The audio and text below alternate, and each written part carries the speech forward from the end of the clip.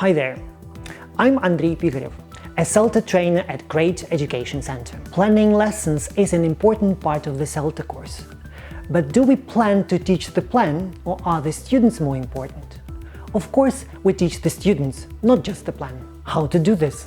How to understand what might go wrong with tasks, time, what problems might students experience, and how to fix them. A good way is to look at the lesson from the student's perspective.